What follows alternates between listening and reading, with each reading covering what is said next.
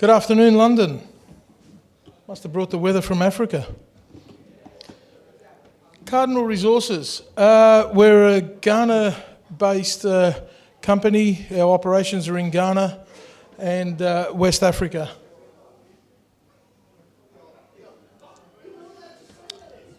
Slide 1 talks to our major shareholders and our capital structure. What we've basically got there is people that are serious about this business on our register, and more importantly, the directors have skin in the game with cold hard cash. I'm one of the founding guys for the company, so our interest is to do things as quick as possible and get them out to market and add value to all shareholders because we're aligned with them. Board and management, myself and Malik were the founders. Bruce Lilford's over in Australia taking care of the overall project management. Kevin Tomlinson's our chairman.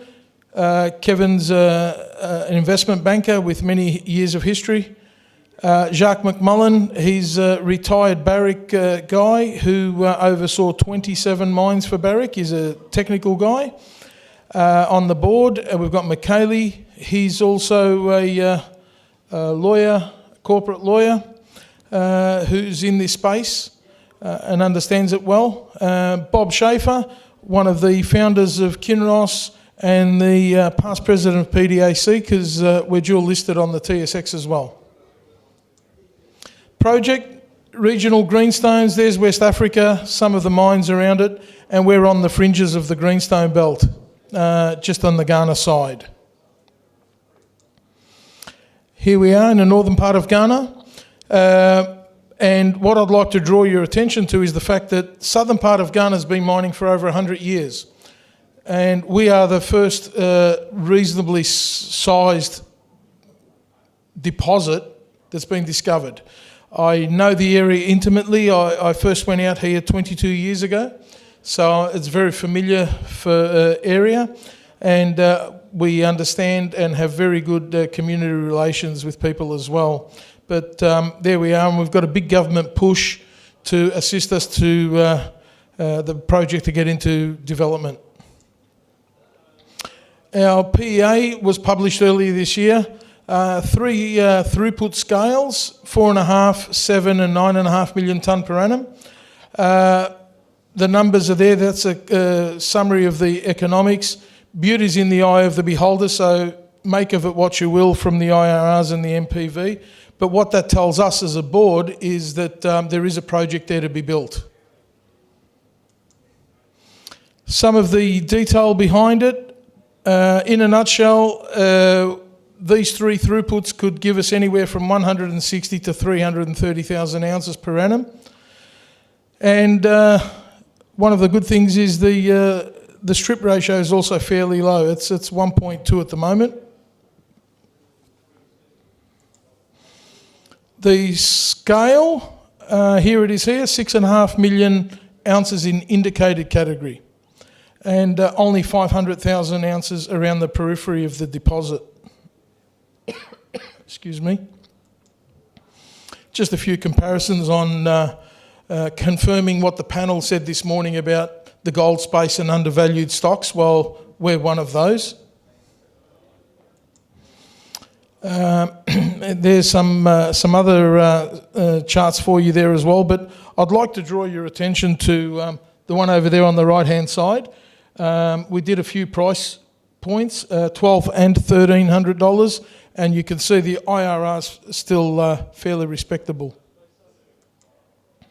About the asset, we've actually got a mining licence. It's actually a mining licence that's been granted for 15 years, and the EPA or the EIS permitting is in progress. We've been working on that in the last year and a half. Long section, just to give you some scale of where the gold sits. It's over 1 kilometre long open pit from surface down to approximately 400 metres. And you can see there's 2 pits there. The starter pit, which could be anywhere between 800 to 1.2 million ounces in the first cut pack. and the life of mine is the balance. That's how it looks as far as confidence categories are concerned.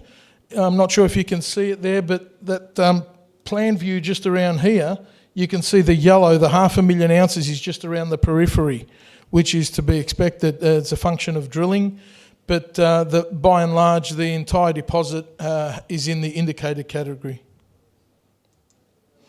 Just a cross-section to show you that there is some potential under the existing pit as well. The grade does improve under the pit, so there may be some underground potential. There's another one there, just showing you the level of confidence within the pit. The conceptual flow sheet, fairly simple and straightforward, off-the-shelf items. You basically split off after the float cells there.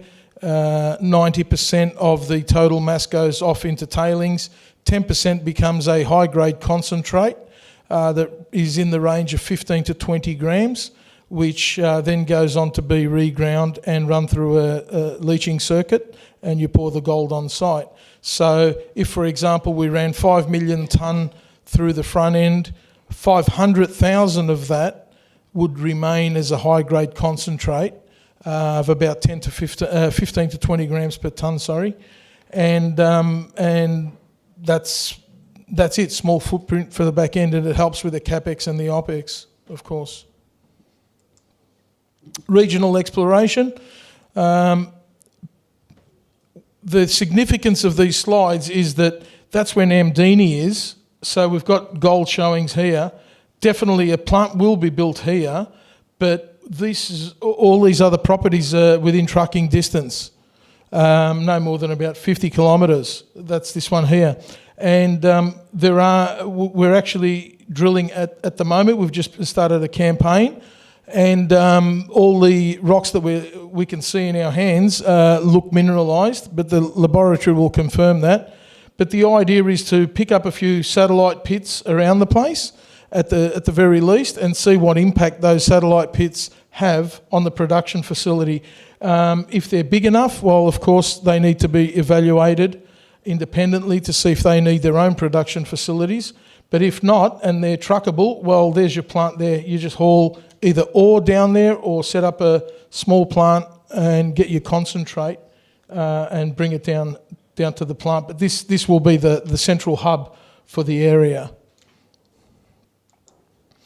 Little bit of, just to let you know that it's not completely green. We've flown over it. We've got airborne geophysics, all the ground geophysics, auger drilling. We've delineated many targets. We've done quite an extensive bit of work before we started this drilling. And we're now about to embark on drilling all that while Namdini is being studied. So our news flow will be great over the coming 3 to 6 months, talking to what's available out there in the district. Timelines.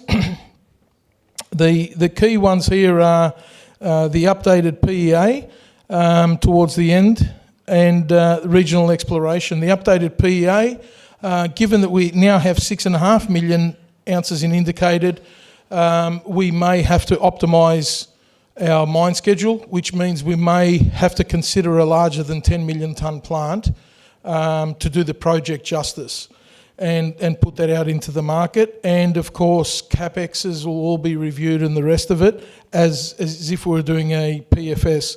But regional exploration will just continue to flow. So we've got two things on the go here. We've got the study of Namdini in the background while we're continuing to display the potential for more feed for that deposit and more deposits around the area.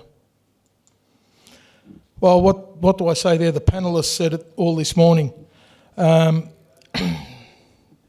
Cheap within the sector. That's what that means. Do we have time for questions? No questions, sorry. Booth F6, are we? Okay, there you go, sorry. Booth F6, anyone wants to follow up? More than welcome. Thank you.